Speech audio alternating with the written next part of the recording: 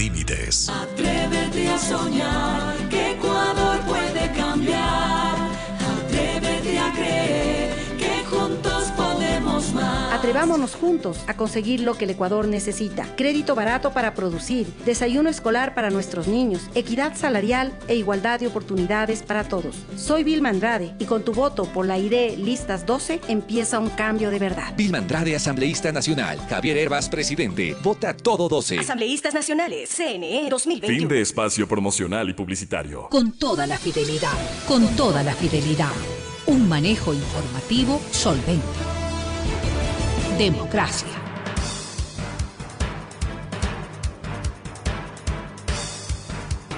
Estamos de regreso ya y en contacto con el señor ingeniero Juan Zapata, el director del COE Nacional, para un poco ver la evaluación de la labor del COE y cómo se está empatando esa labor con las decisiones de los municipios y en el caso de Quito, sobre todo con estas últimas decisiones tomadas por el municipio capitalino, nuevas restricciones. Ingeniero Zapata, bienvenido, buenos días. ¿Cómo nos acercamos a lo que está pasando? Buenos días, Francisco. Muchísimas gracias la oportunidad. Un saludo cariñoso a toda su audiencia. Bueno, usted y es de conocimiento público, el tema hospitalario en Quito está bastante complejo, bastante sensible. Nosotros, desde el COE Nacional, hemos tomado decisiones que nos genera la competencia de las rectorías de ministerios a nivel país, como por ejemplo la suspensión de los planes pilotos de todos los niveles educativos. Recuerde usted que teníamos previsto ya unos retornos de universidades y de escuelas y colegios, ¿no? No, nosotros la decisión, eso le explicaba del COE Nacional, es mantener suspendidos hasta el 9 de febrero, que haremos una próxima evaluación de la condición epidemiológica. Usted sabe, Francisco, que cualquier decisión debe estar sustentado sobre una base científica y la data técnica que nos da el MSP es la que la plenaria del COE Nacional toma la decisión. Si es que el 9 de febrero la capacidad hospitalaria, el sistema o el nivel de contagios obviamente tiene una desaceleración y tiene una oxigenación, sobre todo en el tema de camas UCI, se puede tomar una decisión. Si no, caso contrario, la plenaria tendrá que analizar estas decisiones y decidir, valga la redundancia, si se reintegra en una fecha cercana o se sigue postergando, al igual que el teletrabajo. Se ha considerado para la función ejecutiva que siga con esta prioridad y para el resto de funciones se les exhorta que cumplan lo mismo, al igual que el tema privado. Ingeniero, ¿usted diría que este resultado que estamos viendo, además del relajamiento, parece que esta idea de que ya hay vacuna puede ser más relajante, pero ¿qué será? ¿Consecuencia de Navidad y Año Nuevo? ¿Consecuencia de la campaña? ¿En qué encuentran ustedes de los estudios, del seguimiento que hacen a la pandemia? ¿Cuáles creen que son los motivos para que este momento tengamos unos niveles de tensión parecidos, no al del inicio de la pandemia, pero sí parecidos a los momentos más difíciles que hemos tenido? Bueno, Francisco, primero, estas son las cosechas de los primeros días de diciembre. Yeah. En el caso de Quito, de las fiestas de Quito, y ya obviamente puede ser también una influencia de Navidad. Quizás la semana que viene se puede estar determinando qué incidencias tuvimos de fin de año. Pero ahí viene una reflexión, y una reflexión que siempre lo hago al pueblo ecuatoriano. ¿Qué hubiese pasado si no tomábamos medidas de contención en Navidad y fin de año, no? Que eran los dos feriados más fuertes de todo el año durante pandemia, y que los comportamientos ciudadanos nos venían dando una proyección de que todas las incivilidades estaban al alza. Por lo tanto, esa reflexión yo les hago, porque a veces las medidas preventivas no se ven. Pero ¿qué hubiese pasado si no se tomaban esas medidas de contención? Pero eso nos permitía un estado de excepción. Ahora estamos trabajando con norma ordinaria conforme la disposición del CNE, de la Corte Constitucional.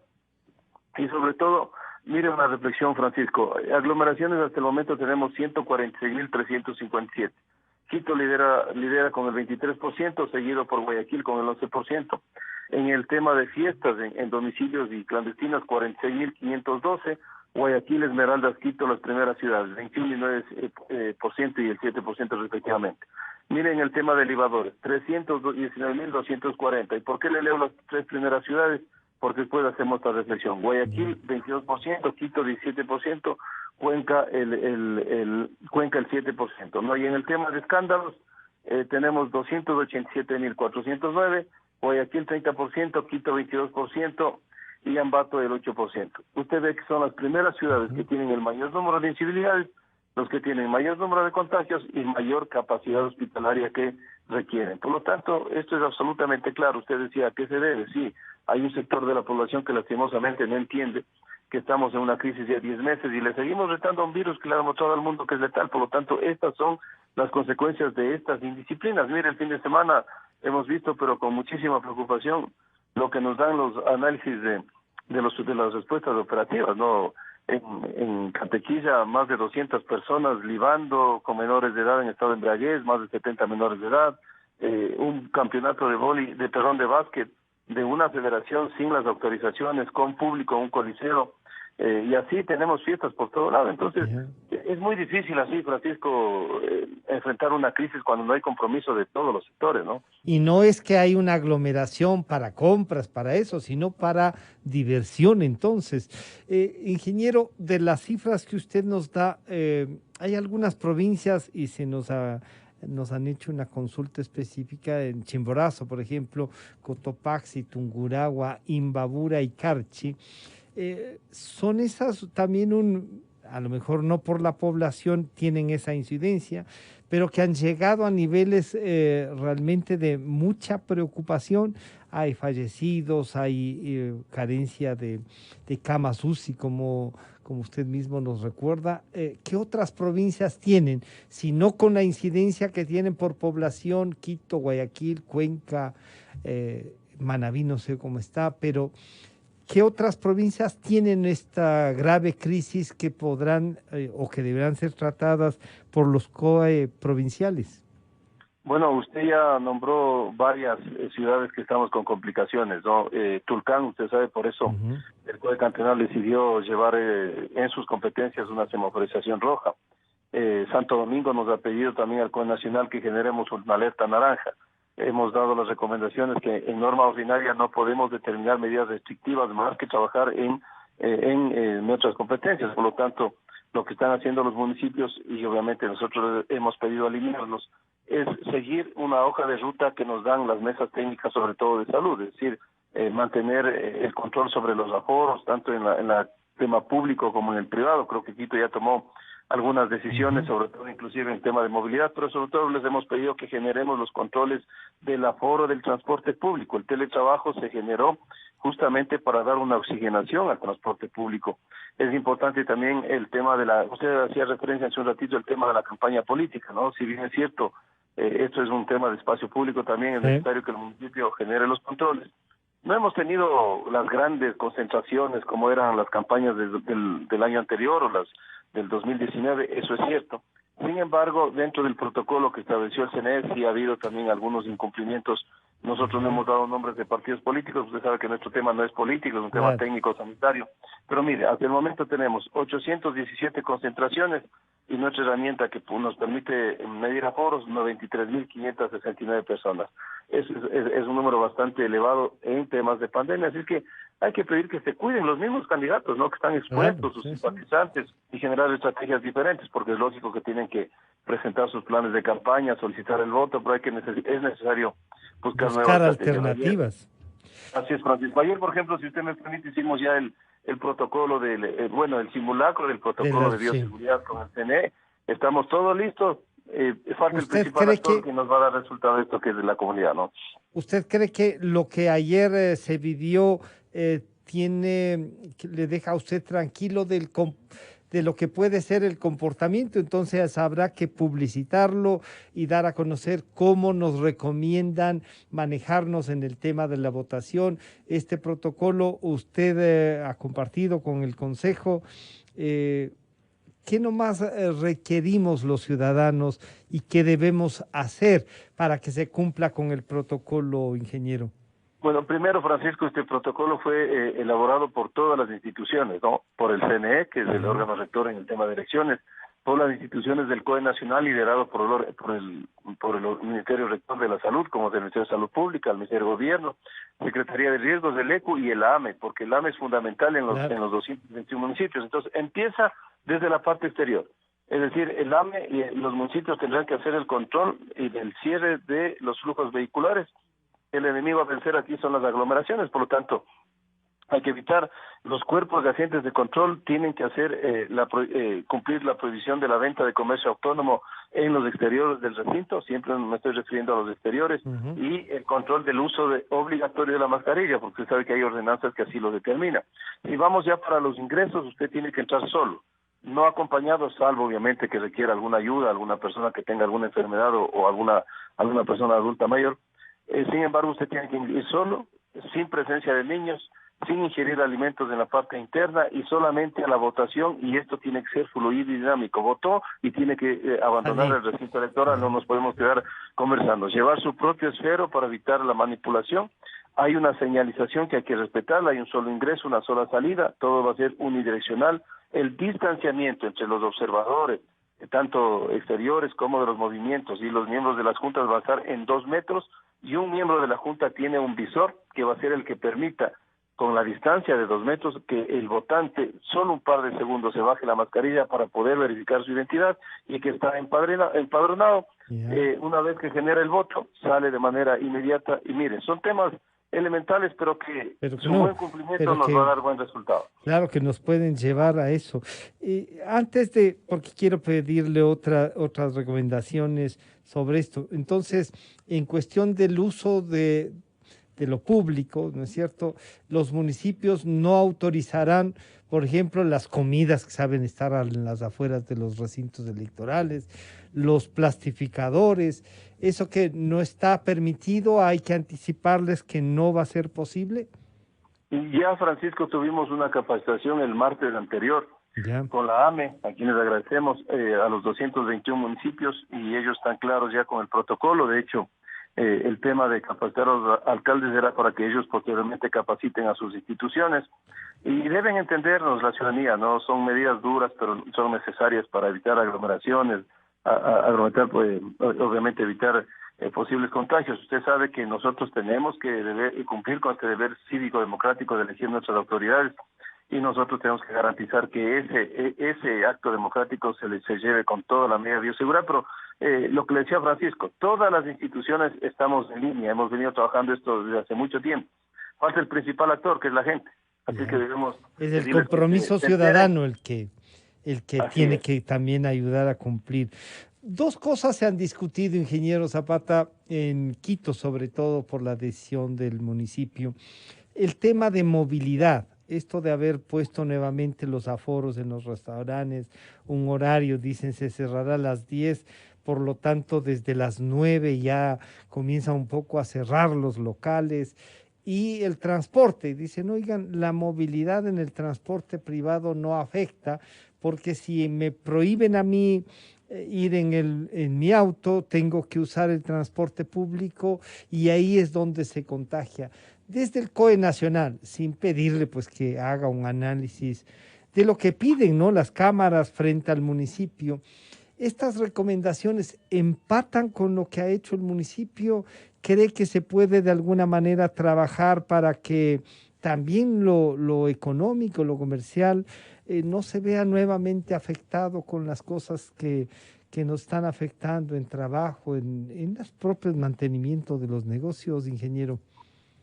Francisco, nosotros cuando tomamos una decisión en diciembre, era una decisión que tenía un objetivo, la medida tenía un objetivo y la cumplió.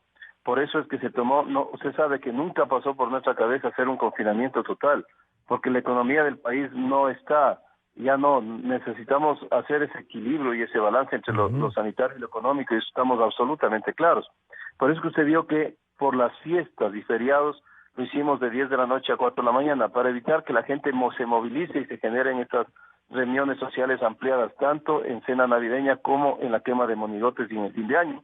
Evitar las aglomeraciones en playas, por eso se cerró el 21 y el 31 y el 1, el 24 y el 25 el tema de playas. Por lo tanto, cada medida tiene un objetivo. Aquí en Quito, lastimosamente, ha habido muchas discotecas que, estando suspendidas, están generando el tema de fiestas clandestinas con aforos muy grandes, el tema de la bebida y de los llevadores. Usted ve la gran cantidad que tenemos. Por lo tanto, estas medidas, si bien es cierto, son duras, es lógico, al menos yo respondo de las del COE Nacional. En Quito tenemos una mesa técnica y siempre estamos trabajando semana a semana. Hoy mismo nos reuniremos, pero siempre se ha privilegiado que no se afecte de manera mayor, de mayor manera, digamos, a la parte económica y productiva. Por eso es que usted vio que toda la movilidad a nivel nacional tenía la garantía de que con el RUC, con el RICE, con la guía de movilización se pueda mover, porque el aparato productivo no lo podemos detener. Sin embargo, estas inconductas, estas incivilidades hacen que se tenga que tomar medidas que, claro, afectan en determinada manera también a sectores que vienen pidiendo ya una oxigenación. Pero es difícil ese equilibrio, mi querido Francisco. Quiero que se entienda también, mire, cómo están trabajando los hospitales. A veces no entendemos aquello. Estamos ya al límite, ¿no? Usted, del último reporte, diría que hay algún porcentaje, ingeniero, de los hospitales, de cómo se ha incrementado. ¿Tiene usted un porcentaje de Quito, de Guayaquil? Es decir, oigan, en estas ciudades ya no hay espacio, hay listas de espera, como nos han hecho saber. Mire, Francisco, hoy a las 10:30 tenemos la reunión de la mesa técnica aquí en el ECO, donde analizamos toda la data sanitaria de capacitación hospitalaria. Yo le voy a dar el reporte anterior, dicho por la Secretaría de Seguridad y obviamente homologado por el Ministerio de Salud, porque en la mesa nos sentamos todos.